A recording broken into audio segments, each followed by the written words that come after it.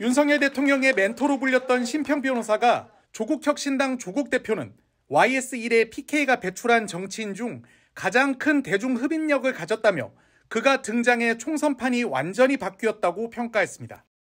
그간 조국 대표의 정치적 파괴력에 주목해온 심평 변호사는 SNS를 통해 나는 이번 총선판에 혜성처럼 등장한 조국 대표에 대해 왜 정치권에서 그리고 수많은 정치 논평가들이 정당한 평가를 하지 않는지 의문이라며 그는 PK가 배출한 정치인 중 김영삼 전 대통령 이래의 가장 큰 대중 흡인력을 가진 정치인이라고 주장했습니다.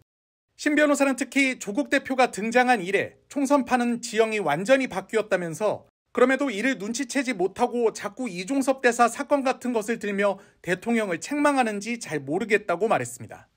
그는 여당도 마찬가지여서 자연히 그 대책에 소홀할 수밖에 없었다며 여당의 총선 전략이 여러모로 허술했다고 지적했습니다.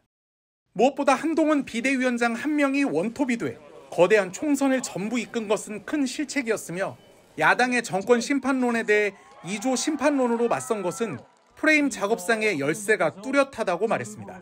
또 조국 대표가 등장한 이래 정권 심판론이 부쩍 기세를 올렸고 이 강화된 정권 심판론의 2조 심판론은 부분적으로 대응할 뿐인 허약한 프레임이라고 지적했습니다.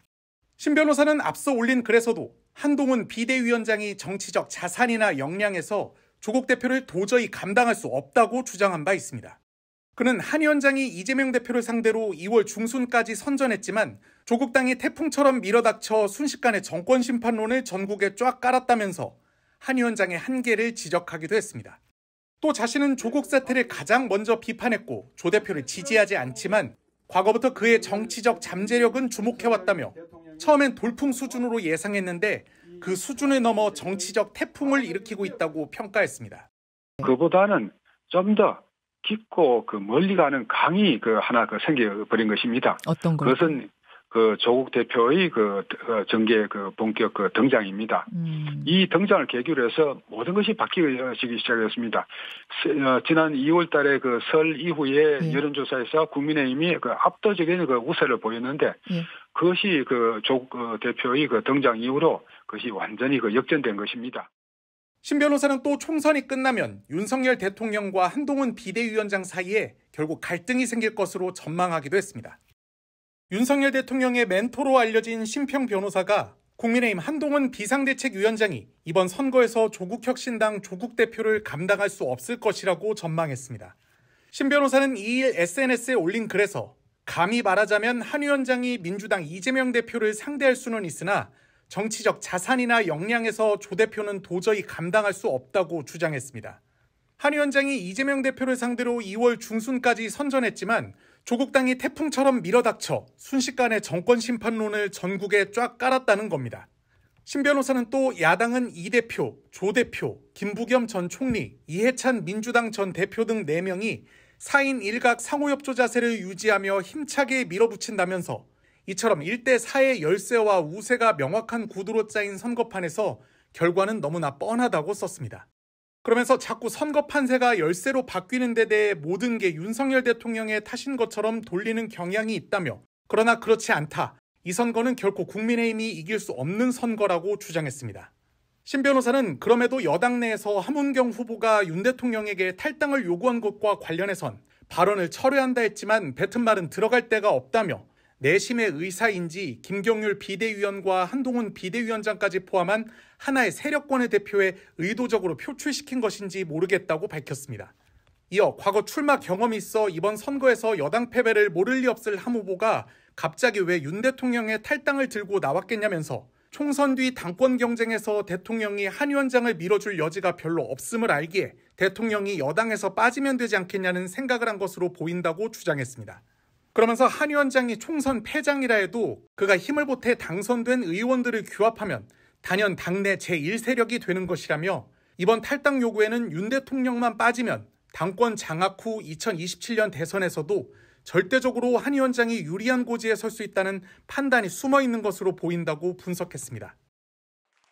한때 윤석열 대통령의 멘토로 불렸던 심평 변호사가 국민의힘 내에서 윤 대통령을 무참하게 쫓아내려는 기운이 일고 있다고 주장했습니다. 심 변호사는 30일 자신의 SNS에 도태우 후보 출정식 참석 후기라는 제목의 글을 올리고 이같이 밝혔습니다. 도 후보는 앞서 대구 중남구의 국민의힘으로 공천을 받았다가 5.18 폄훼 논란으로 공천이 취소되자 탈당해 무소속으로 출마한 인물입니다.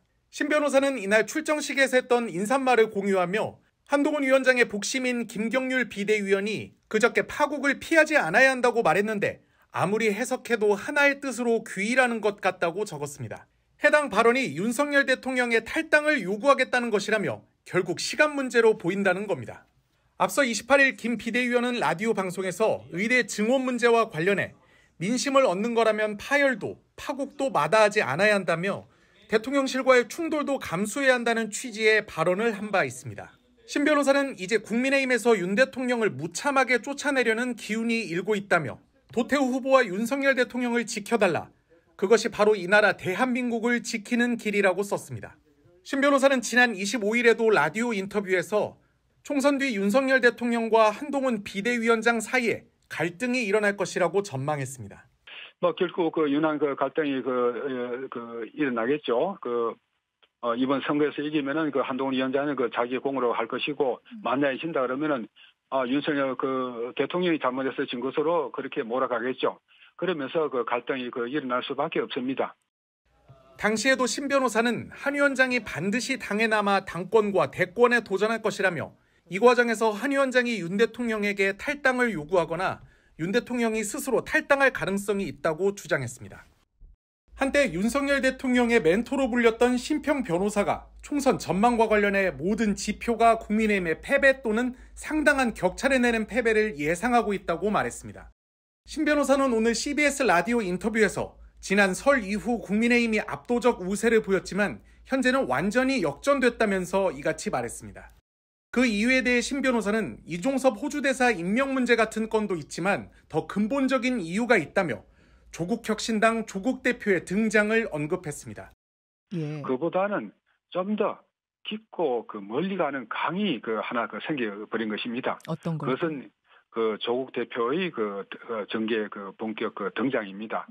이 등장을 계기로 해서 모든 것이 바뀌기 시작했습니다. 지난 2월 달에 설 이후에 여론조사에서 국민의힘이 압도적인 우세를 보였는데 그것이 조국 대표의 등장 이후로 그것이 완전히 역전된 것입니다. 신 변호사는 조국 사태를 가장 먼저 비판했고 조 대표를 지지하지 않지만 과거부터 그의 정치적 잠재력은 주목해왔다며 처음엔 돌풍 수준으로 예상했는데 그 수준을 넘어 정치적 태풍을 일으키고 있다고 말했습니다. 그러면서 이재명과 조국을 보유한 야당의 색깔은 다채로워졌으나 국민의힘은 한동훈 중심의 흐릿한 단색이라며 여당이 이 변수에 제대로 대처하지 못하고 있다고 지적했습니다. 한동훈 위원장이 고군분투를 하면서 국민의힘의 지지율을 상당히 끌어올렸지만 그의 당무 독점과 전횡에 국민들이 피로감도 느끼고 있다는 겁니다. 신 변호사는 총선 후 윤석열 대통령과 한동훈 비대위원장의 관계에 대해서는 결국 갈등이 일어날 것이라고 내다봤습니다. 결국 윤한 갈등이 일어나겠죠. 이번 선거에서 이기면은 한동훈 위원장은 자기 공으로 할 것이고 만약에 진다 그러면은 윤석열 대통령이 잘못해서 진 것으로 그렇게 몰아가겠죠. 그러면서 갈등이 일어날 수밖에 없습니다. 신 변호사는 이 과정에서 한 위원장이 윤 대통령에게 탈당을 요구하거나 윤 대통령이 스스로 탈당할 가능성이 있다고 주장하기도 했습니다. 신 변호사는 윤석열 정부가 선거에 임박해 재정 지출을 늘리지 않는 유일한 정부라며 이런 측면을 국민들도 이해해주면 고맙겠다고 말하기도 했습니다.